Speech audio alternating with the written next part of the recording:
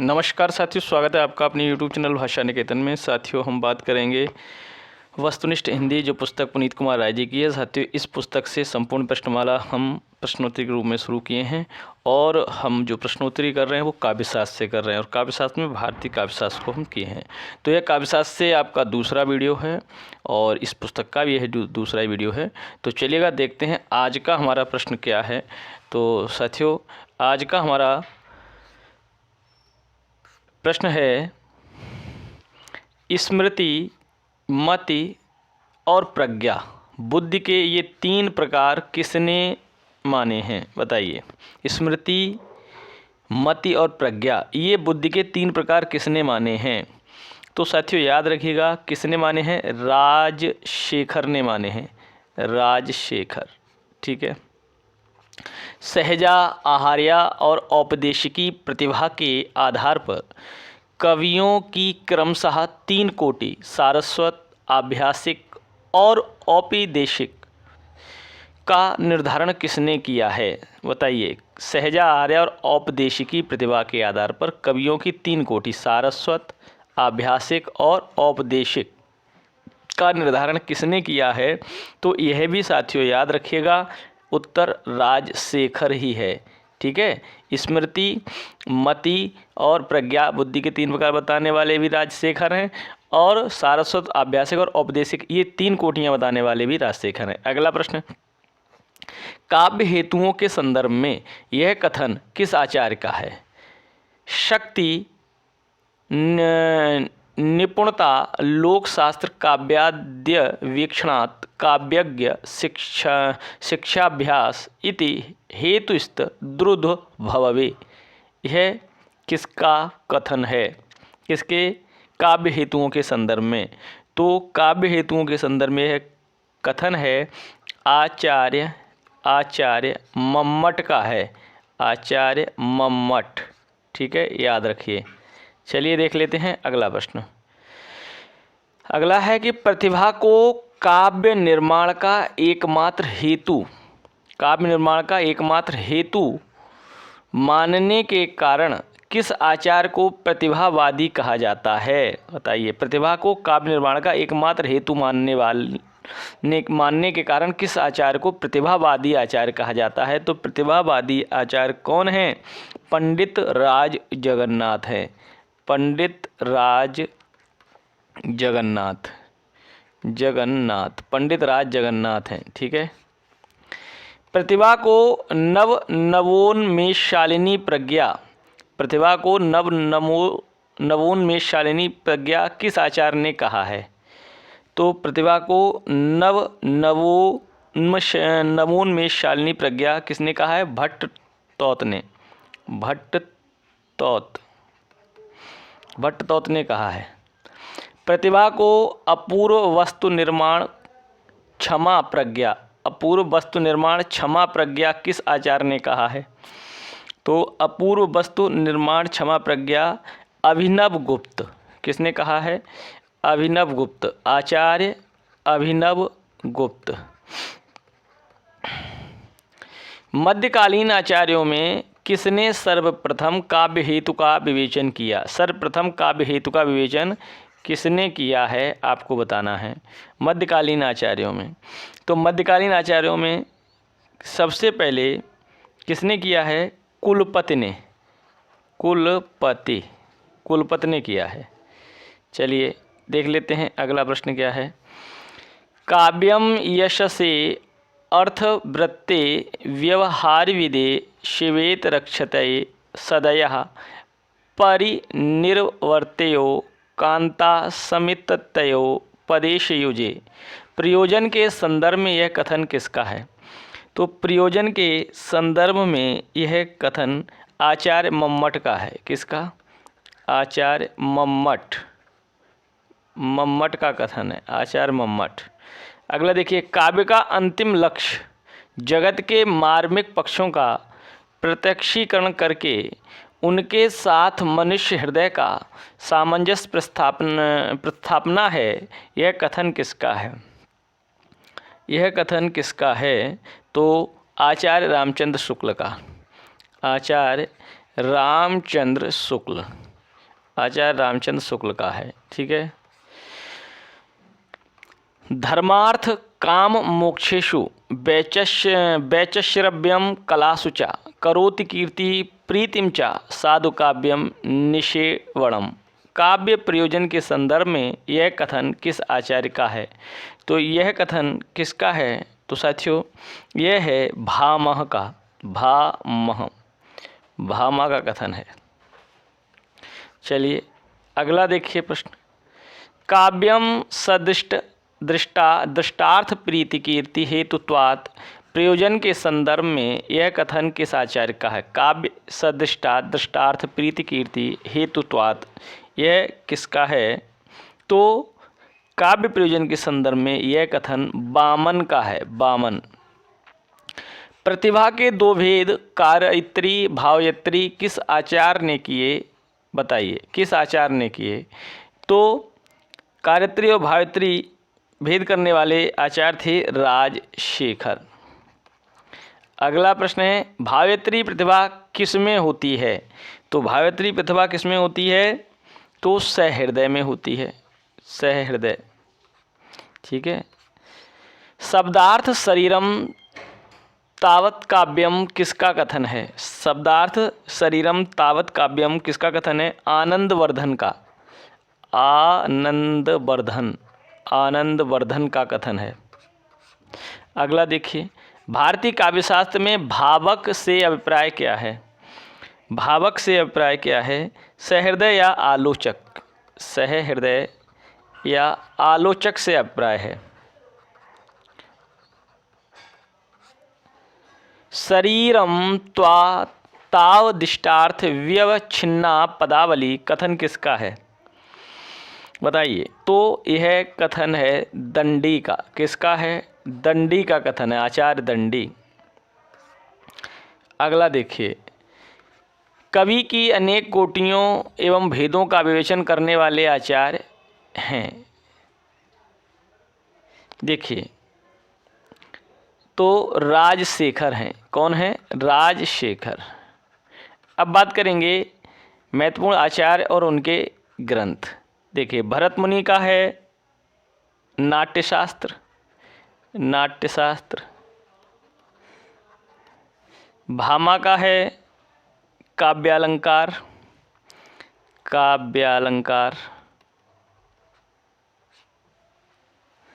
वामन का कौन सा है? काव्यालंकार सूत्रवृत्ति।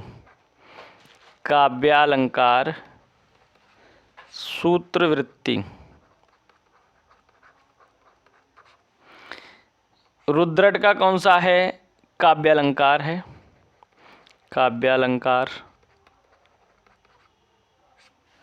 कुंतक का, तो कुंतक का है वक्रोति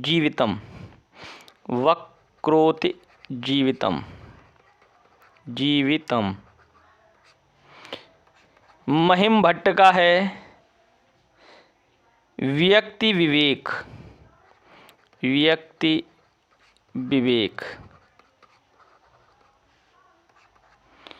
मम्मट का कौन सा है?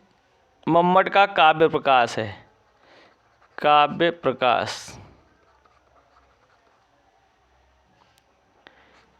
विश्वनाथ का कौन सा है? साहित्य दर्पण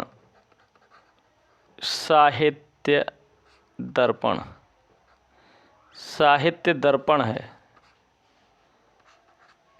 और जगन्नाथ का रस गंगाधर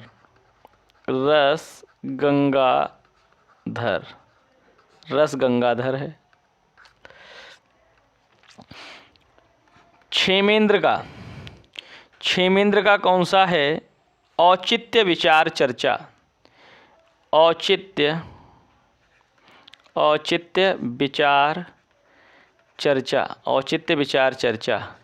हेमचंद्र का काव्यानुशासन।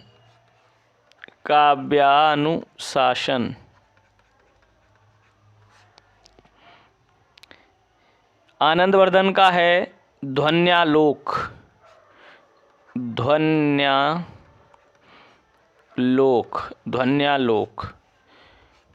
अभिनव गुप्त का है ध्वन्यालोक लोचन, ध्वन्यालोक लोचन। उद्भट का है काव्यालंकार सार संग्रह, काव्यालंकार सार संग्रह। रुद्रभट्ट का है श्रृंगार तिलक, श्रृंगार तिलक। जयदेव का चंद्रालोक, चंद्रालोक। अप्पय दीक्षित का कुवलयानंद, कुवलयानंद।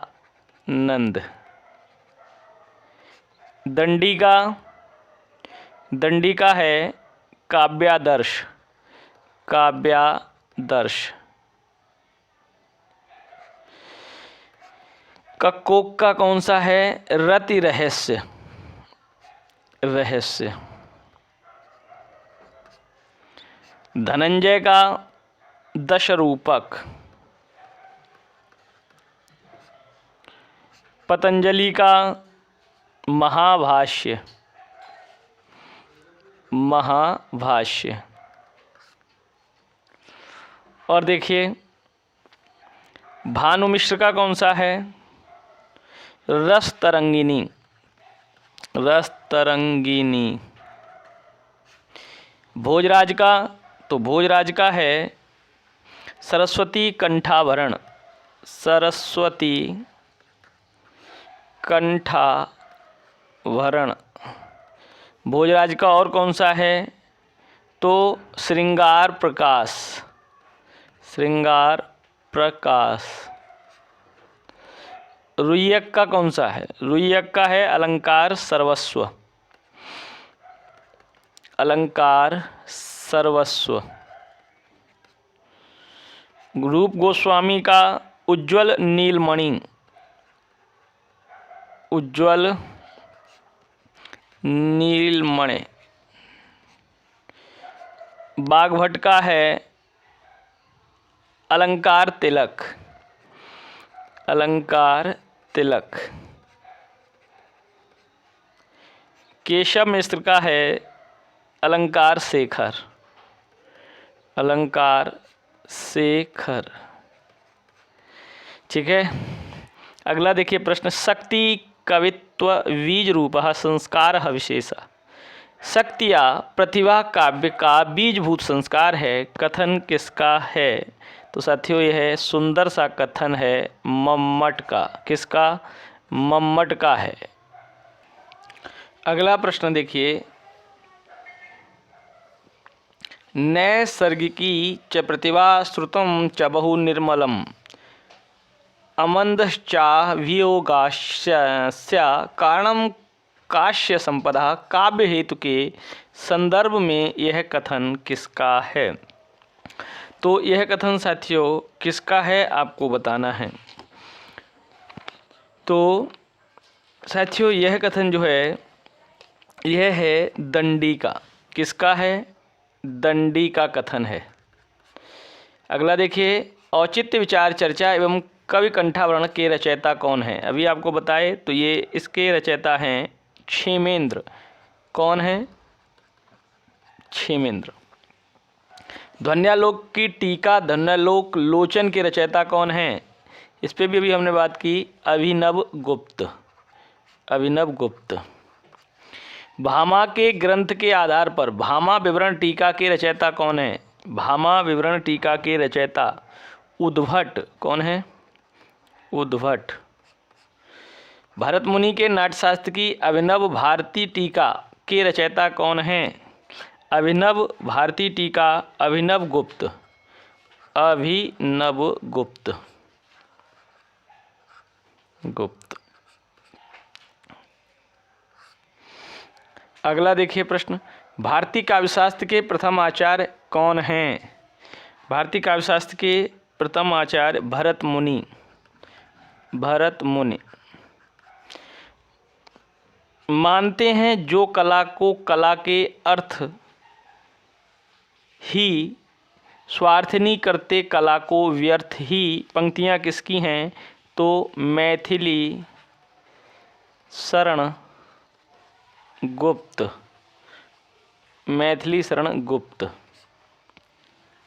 अगला देखिए प्रश्न है, साहित्य के प्रयोजन के संदर्भ में आचार्य महावीर प्रसाद हैं क्या हैं? साहित्य के प्रयोजन के संदर्भ में आचार्य महावीर प्रसाद का क्या मत है? उपयोगितावादी मत है इनका, उपयोगितावादी मत। इनका मत क्या है? उपयोगितावादी। ठीक है। अगला देखिए, आचार्य हजारी प्रसाद द्विवेदी का काव्य प्रयोजन संबंधी मंतव्य क्या है? तो इनका है मानवतावादी, मानवतावादी मत है। ठीक है। और इनका उपयोगितावादी। आत्मानुभूति को काव्य प्रयोजन कौन मानते हैं? आत्मानुभूति को काव्य प्रयोजन कौन मानते हैं? आचार्य नंद दुलारे वाजपेयी, आचार्य नंद दुलारे वाजपेयी, आचार्य नंद दुलारे वाजपेयी मानते हैं। अगला देख लीजिए, आत्माभिव्यक्ति को काव्य प्रयोजन कौन मानते हैं? आत्माभिव्यक्ति को डॉक्टर नगेंद्र मानते हैं, डॉक्टर नगेंद्र। अगला देखिए, काव्य प्रयोजन के संदर्भ में निम्नलिखित पंक्तियाँ किस रीतकाल की कवि की हैं? एक लह तप पुंजन को फल, ज्यों तुलसी सूर गुसाई, एक लह बहु संपत केशव, भूषण ज्यों बर वीर बढ़ाई, एकन को जस ही सो प्रयोजन है, रस खान रहीम की नाई, और दास कवित्त ने की चर्चा, बुद्धिवंत की सुख देती सदाई। ये सवैया है, और यह सवैया छंद किसका है? तो यह है भिखारी दास। किसका है? भिखारी दास का। और भिखारी दास का है ये। और किस, इनकी पुस्तक किससे है? काव्य निर्णय से, काव्य निर्णय से है। अगला प्रश्न है, रीतकालीन आचार्यों में सर्वप्रथम काव्य प्रयोजन पर विचार करने वाले आचार्य हैं। रीतकालीन आचार्यों में सर्वप्रथम काव्य प्रयोजन पर विचार करने वाले आचार्य कौन हैं? तो कुलपति हैं, कुलपति। ठीक है।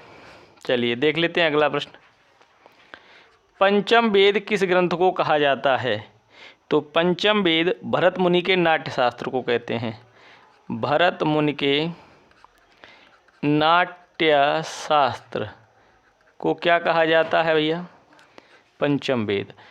रीति संप्रदाय के प्रतिष्ठापक आचार्य कौन हैं? रीति संप्रदाय के तो आचार्य वामन हैं, आचार्य वामन, रीति संप्रदाय के प्रतिष्ठापक। रीतिरात्मा काव्यस्य कथन किसका है? या रीति काव्य की आत्मा है, तो यह किसका कथन है? तो यह कथन है वामन का। किसका है? वामन। विशिष्ट पद रचना रीतिहा, यह कथन किसका है? तो यह भी साथियों वामन का ही कथन है।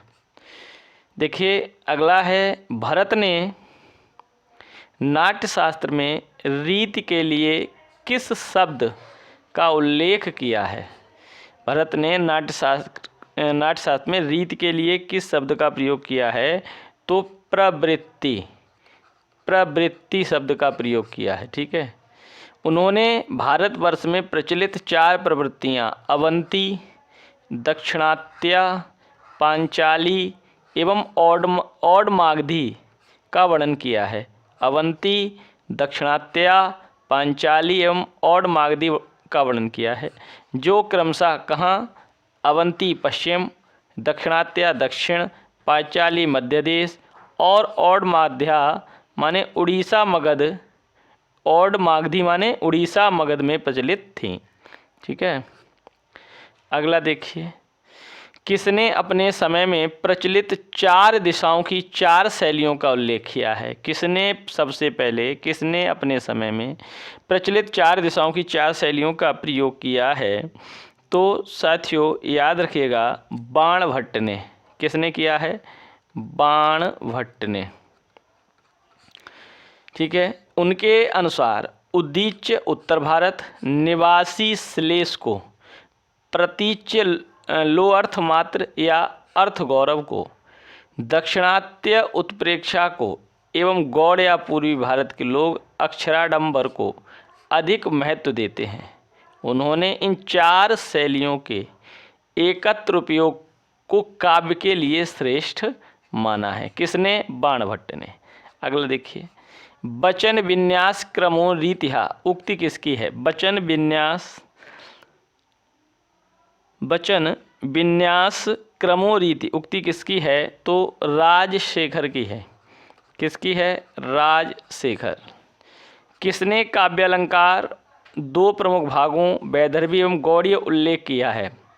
किसने किया है काव्यालंकार के 2 प्रमुख भागों वैदर्भी और गौड़ीय का उल्लेख? तो साथियों किसने? भामा ने। किसने किया है? तो भामा ने किया है। भामा। उन्होंने दोनों का वर्णन रीत के अर्थ में न कर काव्य भेद के अंतर्गत किया है। उन्होंने वैदर्भ और गौड़ के पार्थक्य को अनावश्यक माना है। ठीक है, देखिए अगला प्रश्न है, सर्वप्रथम किस आचार्य ने रीत में व्यक्तित्व की सत्ता स्थापित करते हुए प्रत्येक कवि की अपनी अपनी विशिष्ट रीति होने का विचार व्यक्त किया है? किस आचार्य ने? तो साथियों किस आचार्य ने किया है? दंडी ने। किसने? दंडी। अगला देखिए, गुण और रीति में संबंध स्थापित कर गुण को रीति का नियामक सिद्ध करने वाले प्रथम आचार्य कौन है? गुण को रीति का नियामक सिद्ध करने वाले प्रथम आचार्य कौन हैं? तो गुण को रीति का संबंध स्थापित कर गुण को रीति का नियामक सिद्ध करने वाले आचार्य दंडी ही हैं। कौन है? दंडी। ठीक है, यहाँ लिख लीजिए। अगला देखिए, किस आचार्य ने श्लेष, प्रसाद, समता, माधुर्य और सुकुमारता, अर्थ व्यक्ति, उदारता, ओज, कांति और समाधि को किस वैदर्भ रीति या मार्ग का गुण माना है? तो